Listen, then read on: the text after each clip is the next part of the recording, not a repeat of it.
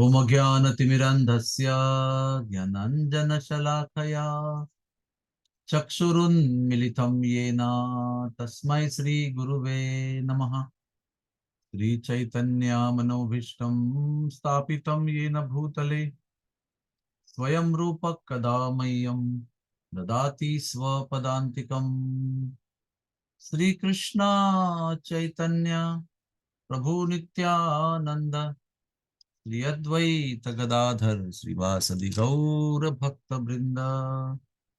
हरे कृष्णा कृष्णा कृष्णा हरे हरे, हरे राम राम राम हरे हरे। जय श्री राधे श्याम। ब्रह्मा जी जब जन्म लेते हैं भगवान के नाभि से निकले हुए कमल में, तो वो भ्रमित रहते हैं कि मैं कहाँ हूँ, मेरी स्थिति क्या है, मेरा कर्तव्य क्या है, मैं क्यों आया हूँ, मैं कौन हूँ।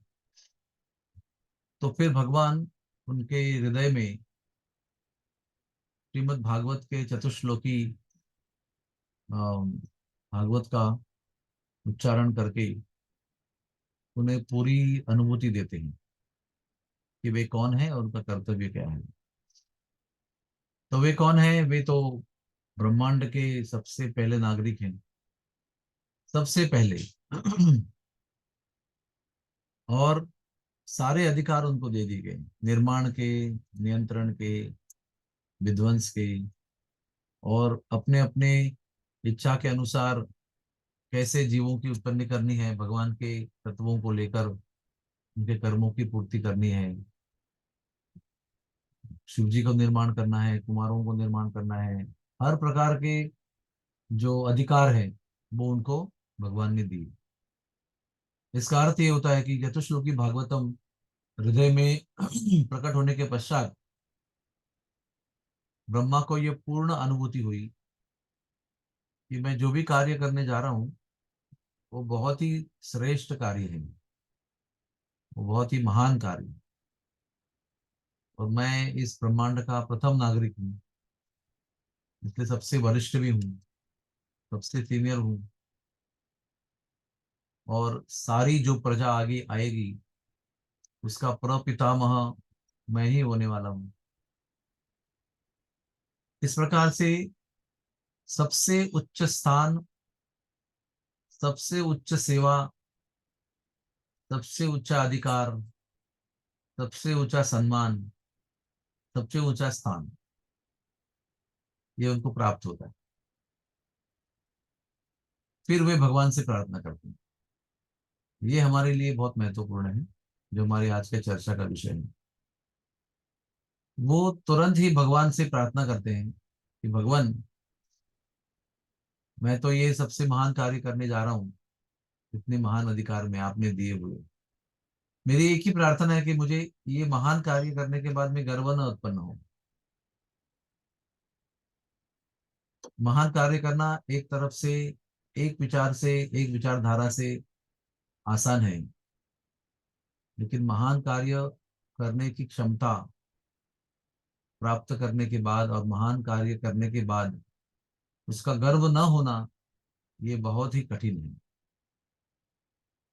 गर्व न होते हुए नम्रता को बनाए रखना और भी कठिन है। श्री चैतन्य महाप्रभु के पूरे अवतार में उन्होंने यही शिक्षा दी है कि कार्य कार्य महान हो या तुच्छ हो, करने वाले को उसका गर्व नहीं होना चाहिए। और ये गर्व हम न होने के लिए क्या कर सकते हैं? ये ज्ञान प्राप्त कर सकते हैं, इसको हम सुन सकते हैं कि ये महान कार्य या तो छोटा कार्य, जो भी कार्य हो, इस कार्य को करने की जो शक्ति है वो श्री कृष्ण भगवान से ही प्राप्त होती है। उनके शक्ति दिए बिना कोई भी महत्तम या लघुत्तम कार्य नहीं कर सकते। तो जो महान कार्य कर रहे हैं उसकी शक्ति किसी के द्वारा दी गई है, तो फिर गर्व होने का कोई प्रश्न नहीं उठता।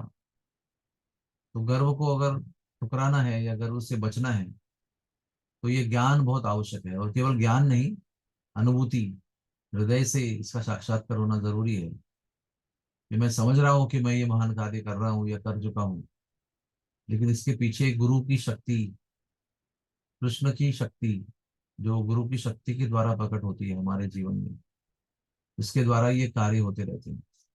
और हमें आश्चर्य होना चाहिए कि ऐसा महान कार्य मेरे हाथ से कैसे हो रहा है।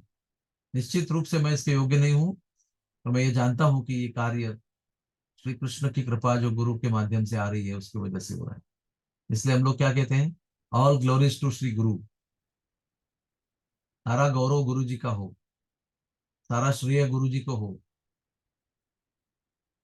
गुरु जी को पता भी नहीं होगा कि आप कितने महान कार्य कर रहे हो, लेकिन हमारे हाथ से जो भी महान कार्य हो रहे हैं वो श्री गुरु गुरु की कृपा से हो रहे हैं। जो श्री कृष्ण की कृपा उनके माध्यम से हमारे आती, हमारे पास पहुंचती है।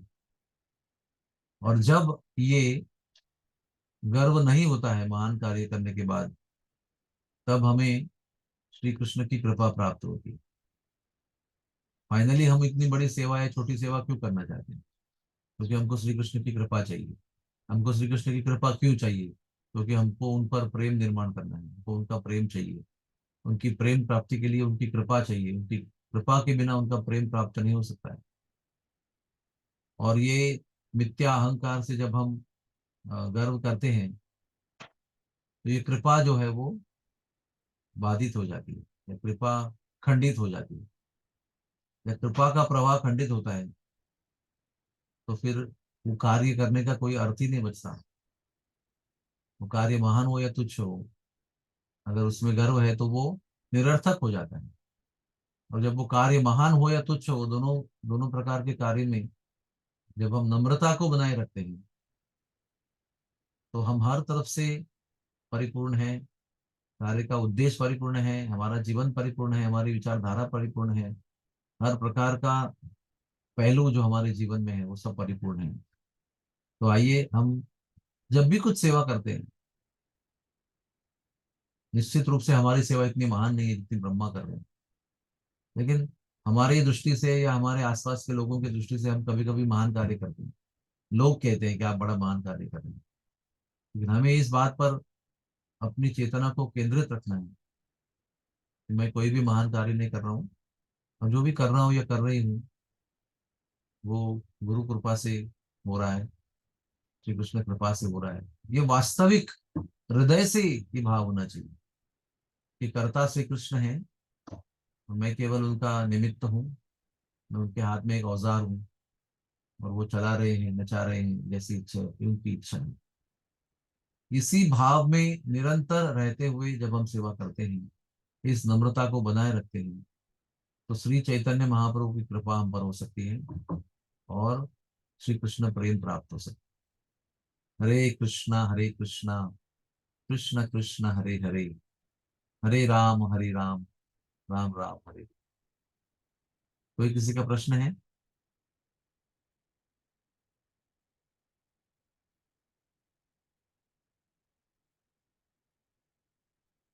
थैंक यू वेरी मच, सबका बहुत बहुत धन्यवाद है।